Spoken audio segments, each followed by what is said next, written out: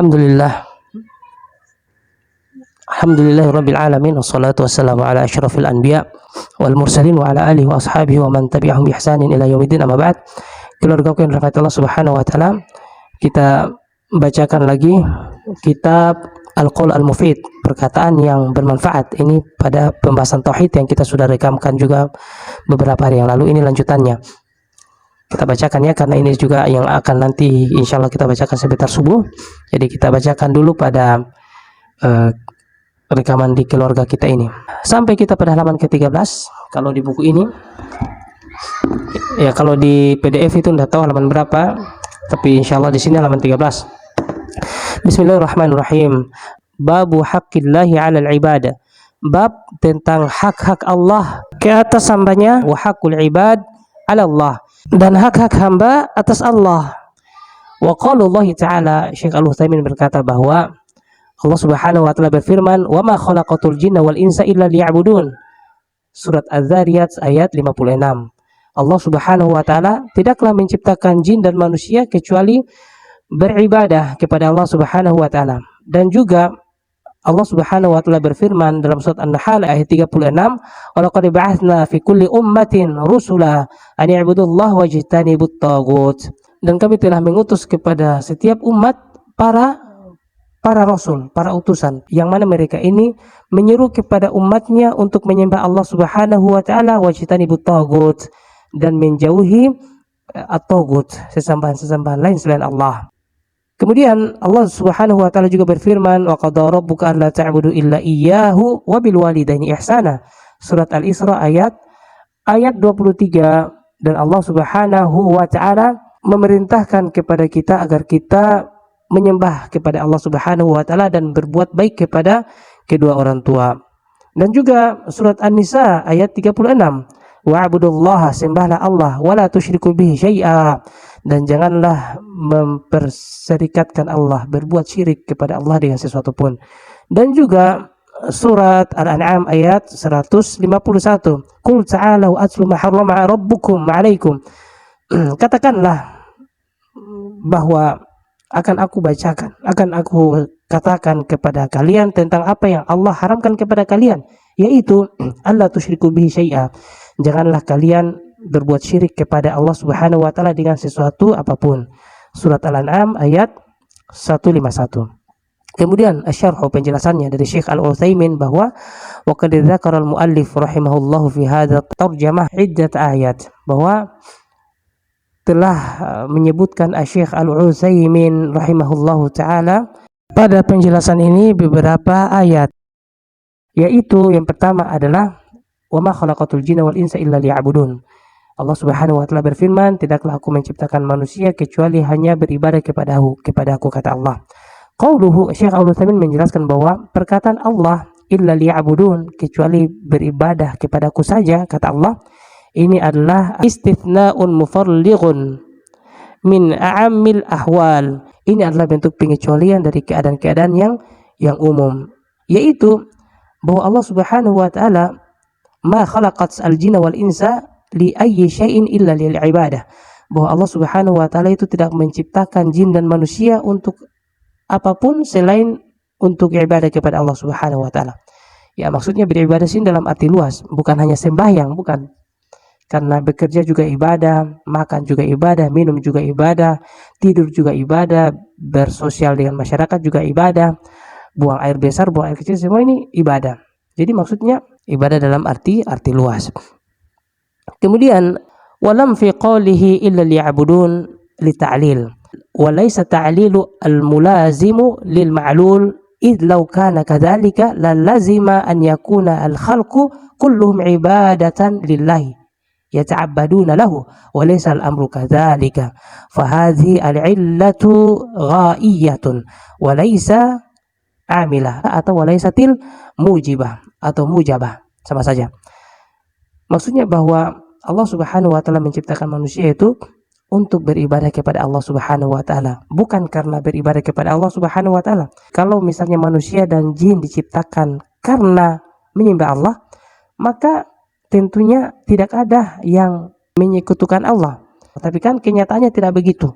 kenyataannya ada yang berbuat syirik, ada agama selain Islam, ada keyakinan selain Islam. Oleh karena itu, lam pada ayat ini adalah lam ta'lil lil ghayah. Maksudnya sebab untuk, bukan sebab karena, bukan sebab karena. Wal illatul mujibah atau mujabah ma'naha anna al-ma'lula mabniun 'alaiha. Sebab yang ada unsur wajibnya itu maknanya adalah tidak dimunculkan sesuatu kecuali memang karena ada yang mewajibkannya. Mabniun 'alaiha. Fala budda an taqa'a, dan hal seperti itu harus ada. Hal seperti itu harus ada karena sesuatu yang menjadi wajibnya sehingga dia harus muncul karena itu. Wa takunu sabiqatan lil ma'lul, dan dia harus mendahului sesuatu yang akan muncul dikarenakannya. Wa mulazimatan lahu, dan dia harus senantiasa bersama-sama dengannya. Misalnya, in kasara zujaju li syiddatil har, telah pecah gelas ini karena panasnya suhunya. Jadi pecahnya gelas itu karena suhu yang panas, atau suhu yang panas menjadikan gelas itu pecah. Kedua-dua ini sebab akibat. Ini harus pecah. Gelas ini harus pecah karena sangat panas. Itu yang namanya illatul mujibah. Tapi penciptaan manusia tidak seperti itu. Penciptaan manusia, illah, kata lam yang ada pada liya'budun ini bukan illatul mujibah, tetapi dia illah lil ghayah. Dia diciptakan untuk beribadah, bukan diciptakan karena beribadah. Bukan diciptakan karena beribadah. Yang kita sudah jelaskan tadi, karena kalau manusia dan jin itu diciptakan karena dia beribadah, harusnya manusia dan jin semuanya sembah Allah, tapi kan tidak seperti itu. Maka lam di sini ta'lilnya bukan ta'lil mujibah atau mujabah, tetapi dia ta'lil al-ghayah. Maksudnya penjelasannya ini kita sederhanakan saja.